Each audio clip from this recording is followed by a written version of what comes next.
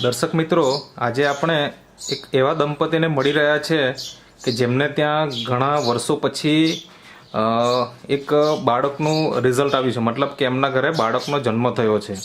તો આપણે એમના પરિચય સાથે જ જાણીએ કે ખરેખર કેટલા વર્ષ પછી એમને ત્યાં બાળક આવ્યું છે અને શું ટ્રીટમેન્ટ કરી કે જેથી એમને ત્યાં રિઝલ્ટ આવ્યું છે. તો એમના પરિચય સાથે આપણે જાણીએ. તો શું નામ છે તમારું? અશ્વિનભાઈ રમણભાઈ પટેલ. અશ્વિનભાઈ રમણભાઈ પટેલ. અને તમારું ગામ? વાસિયા તળાવ. વાસિયા તળાવ. એટલે તાલુકો? વાંસદા. તાલુકો વાંસદા અને જિલ્લો નવસારી. હા. હવે આમ તમારા લગ્ન કયા વર્ષે થયેલા? 2014માં. 2014માં. ઓકે. અત્યારે 2020 ચાલી રહ્યું છે, તો 6 વર્ષ થઈ ગયા અને તમારે ત્યાં આજે બાળકનો જન્મ થયો છે. બાળકમાં શું છે? બાબો છે કે બેબી છે? બાબો છે. ઓકે. તો લગ્નના 6 વર્ષ પછી તમારે ત્યાં સંતાન આવ્યું, તો એ શેના કારણે આવ્યું એ થોડીક માહિતી આપો ને.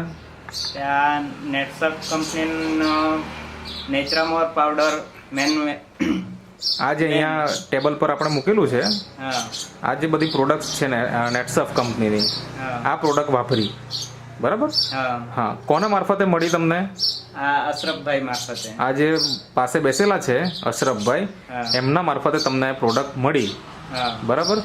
તો કેટલા મહિના તમે વાપર્યું અને તમને રિઝલ્ટ મળી ગયું? અમે 3 મહિના વાપર્યું. 3 મહિના ફક્ત, મતલબ 3 જ મહિના વાપર્યા અને તમને રિઝલ્ટ મળી ગયું પ્રેગ્નન્સીનું, બરાબર?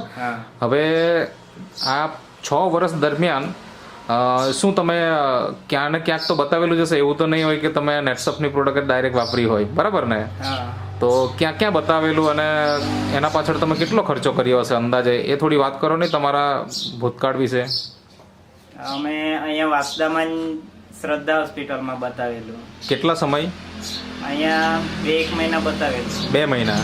હા. પછી અહીંયા રિઝલ્ટ નહીં મળ્યું એટલે ત્યાં ભીલાડમાં શ્રીજી હોસ્પિટલ છે, ત્યાં બતાવેલું. ઓકે. ત્યાં કેટલો સમય? ત્યાં 3 મહિના. 3 મહિના. ત્યાં આગળ શું કહેવાનું હતું? એમ વાઈફમાં ગરમી વધારે ને સ્ત્રી બીજ નહીં બનતા હતા. ઓકે. ગરમી વધારે અને સ્ત્રી બીજ નથી બનતા, બરાબર? એટલે એના કારણે બાળક રહેવામાં સમસ્યા છે, પ્રેગ્નન્સી રહેવામાં સમસ્યા છે, બરાબર? ત્યાર પછી કોઈ બીજું તમે ટ્રીટમેન્ટ? પછી આયુર્વેદિક દવા લીધેલી. બરાબર. કયા કયા એરિયામાં ગયેલા આયુર્વેદિક દવા માટે? ડાંગમાં, પછી આ મોટા પોંડા ને એ સાઈડ. બરાબર. મતલબ આયુર્વેદિક દવા પણ તમે કરી. તો આમ ટોટલ 6 વર્ષ દરમિયાન તમે કેટલો ખર્ચો કર્યો હશે નેટસપ કંપનીની પ્રોડક્ટ વાપર્યા પહેલા? 70,000 નો ખરો. 70,000 નો ખર્ચો ઓલરેડી તમારો થઈ ગયેલો હતો. પછી જ્યારે તમને નેટસપ કંપનીની પ્રોડક્ટ વિશે માહિતી મળી, કેવી રીતે મળી, થોડીક વાત કરો. એમ અમારા જ ગામમાં એક મારો મામો છે, એને ત્યાં અશરફભાઈ બાયોફિટ ની દવા આપે એમ, ત્યાં મારા મામાને વાત કરી હશે. ઓકે. તો પછી મારા મામાએ અશરફભાઈ ને વાત કરી, તો અશરફભાઈ પછી મામા જોડે અહીંયા આવેલા. ઓકે. તો પહેલી વખત જયારે તમને સમજાવ્યું તો તમને વિશ્વાસ હતો ખરો? નહીં, વિશ્વાસ તો નહીં હતો. હા. એટલે પહેલી વખત સમજાવી ગયા, તો મેં ખાલી કીધું કે હું લેવા એમ. બરાબર. પછી મેં જાતે જ એમ નેટ પર બધું સર્ચ કરીને જોયું, આ પ્રોડક્ટ શું છે, પ્રોડક્ટના ગુણ શું છે, એ બધું જોયું. બરાબર. પછી અઠવાડિયું પછી લીધેલું. બરાબર. મતલબ કે પહેલા તો એકદમ વિશ્વાસ નહોતો, પણ તમે જ્યારે બધા વિડીયોઝ જોયા હશે, ઇન્ટરનેટ ઉપર સર્ચ કર્યું, માહિતી લીધી, પછી તમને વિશ્વાસ આવ્યો કે આ વાપરવું જોઈએ અને 3 મહિના વાપર્યું અને તમને રિઝલ્ટ મળી ગયું. તો કેટલો ખર્ચો કર્યો આ નેચરામોરની પ્રોડક્ટ તમે વાપરી? તો 13,500. 13,500. બરાબર. મતલબ કે 13,500 ની અંદર તમને જે 70,000 નો ખર્ચો કરવા પછી જે રિઝલ્ટ નહોતું મળેલું એ તમને મળી ગયું, બરાબર? હવે બીજી વાત એ કે તમે, મતલબ અત્યારે તો આમ જે કહેવાય કે આપણા જીવનમાં બહુ મોટી ખુશી આવી ગઈ કહેવાય, બરાબર? પણ એના પહેલા તમને કેવું થતું એમ, જ્યારે આ 6 વર્ષ દરમિયાન તમે ટ્રીટમેન્ટ કરાવી કે પછી આયુર્વેદિક દવાઓ લીધી અને રિઝલ્ટ મળતું નહીં, તો તે સમયે તમને કેવું ફિલિંગ થતું? ત્યારે દુઃખ થતું એમ. બીજા બધાના મારા કરતા નાની ઉંમરના હોય એ લોકોના ઘરમાં બાળક આવી જાય ને આપણું નહીં હોય તો દુઃખ થાય એમ. બરાબર. ઓકે. તો આપણા જેવા ઘણા બધા દંપતીઓ એવા છે કે જેમને ત્યાં ખરેખર આજે લગ્નના ઘણા વર્ષ થઈ ગયા હોય અને સંતાન નથી તેવા દંપતીઓને તમને તમારે શું સંદેશો આપવો છે?